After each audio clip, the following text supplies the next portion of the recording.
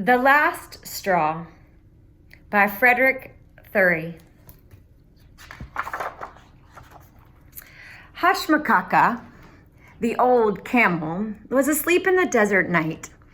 He dreamed of all the water in the world and a hump that would hold an entire sea. Hearing voices, Hashmakaka opened one eye.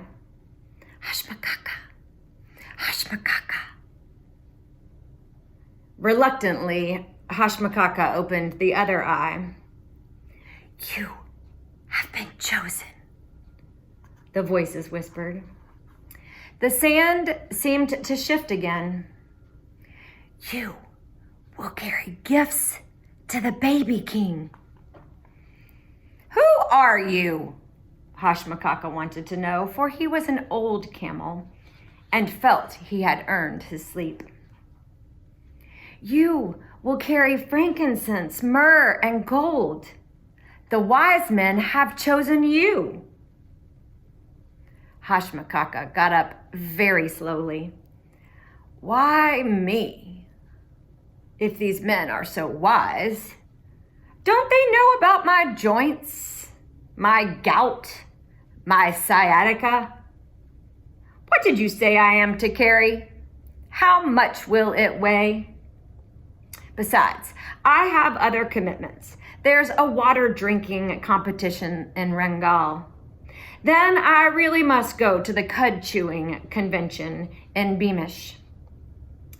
The sand blew furiously, cutting into the black night. Hashmakaka was startled and decided he had better do as the voices said. Who knew what made the sand move like creatures with great wings? When do I start? He asked carefully. Today. With that, the sand voices disappeared, and it was morning. It was still early as the servants of the wise men placed the precious gifts onto Hashmakaka's back. The young camels ran to their good friend. They all looked up to him because he was old, and they thought him wise. You must be a very special camel, they sighed. I am very special. Hashmakaka puffed out his chest in pride and then said something a little foolish. I'm not so old. I'm still as strong as 10 horses. And I've been chosen to carry rich gifts to the new baby king. Can we come too? Asked the youngest camel, who never wanted to be left behind. Aren't we your friends? Shouted another. You can walk beside me, Hashmakaka replied in his most regal voice. And the long journey began. At noon, a herd of mountain goats came into view. Hashmakaka thought that they had come a long way from their mountain home in the north. What is it you want? Hashmakaka called out.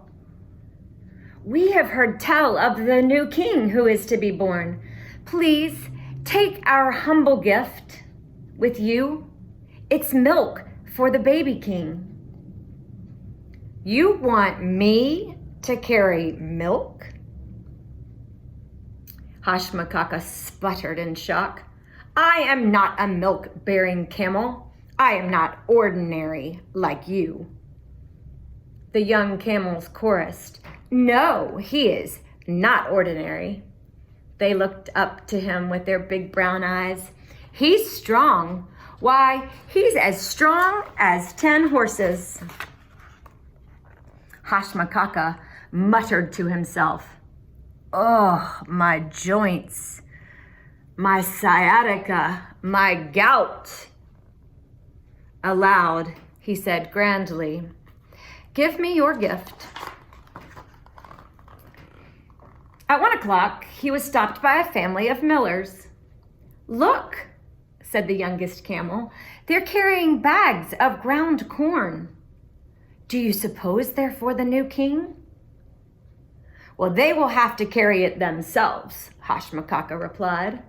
They can follow that star just like the rest of us. The young camels crowded around Hashmakaka eagerly. But you're so strong. You're as strong as 10 horses. Hashmakaka felt weary just looking at the bags. But he said to the millers, "Give me your heavy bags. I'll carry them." At 3 o'clock, an old man in fine clothes gave him 2 rare birds in silver cages.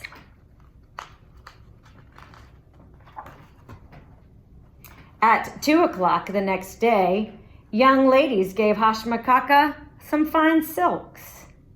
At least the cloth doesn't weigh anything.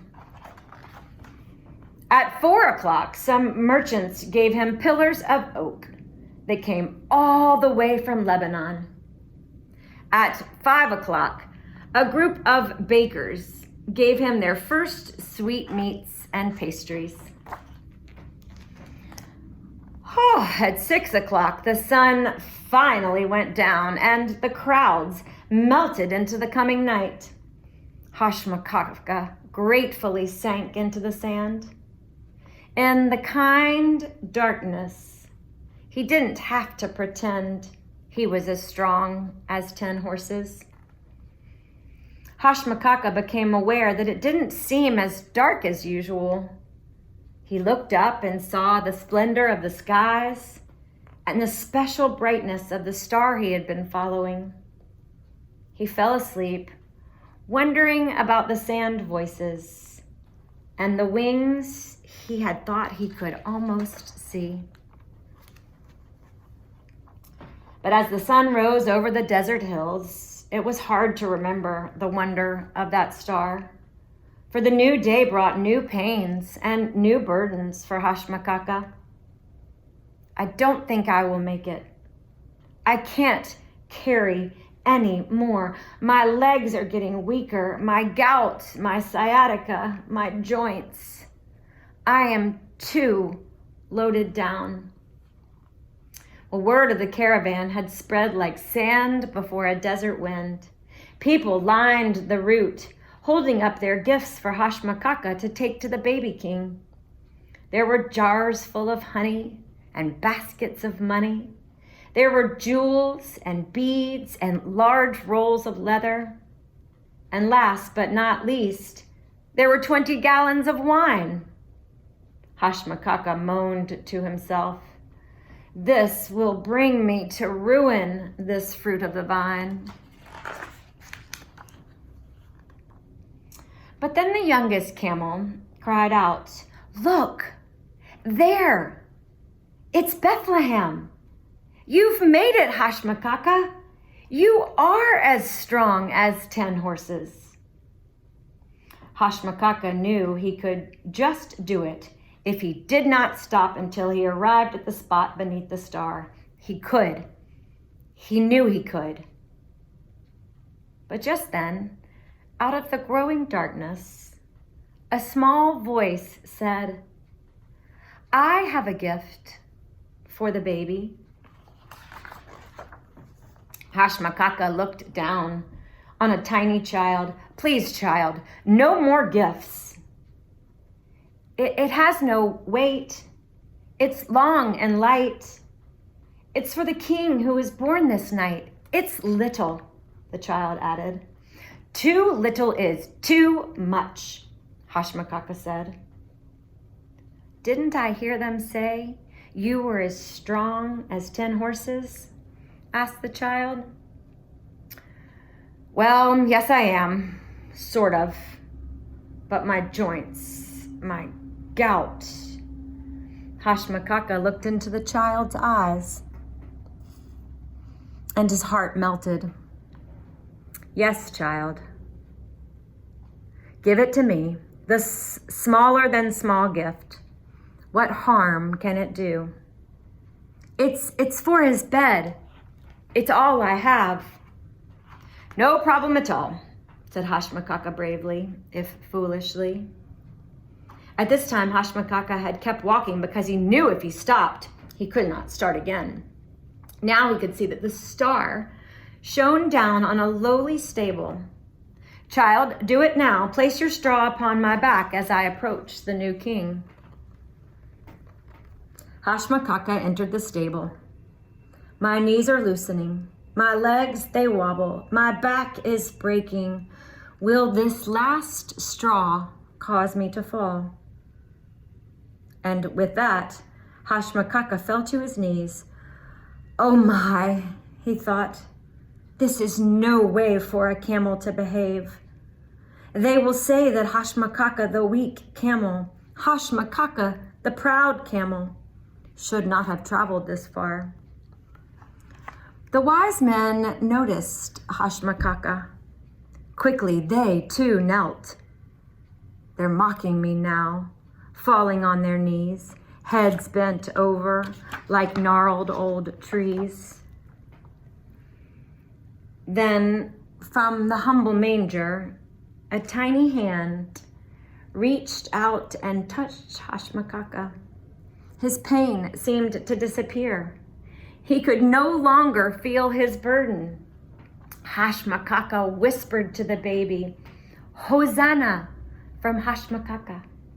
Accept these gifts kindly.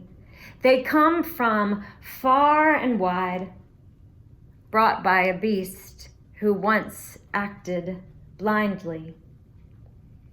From that time on, there was no burden, great or small, that Hashmakaka would not gladly carry. The end.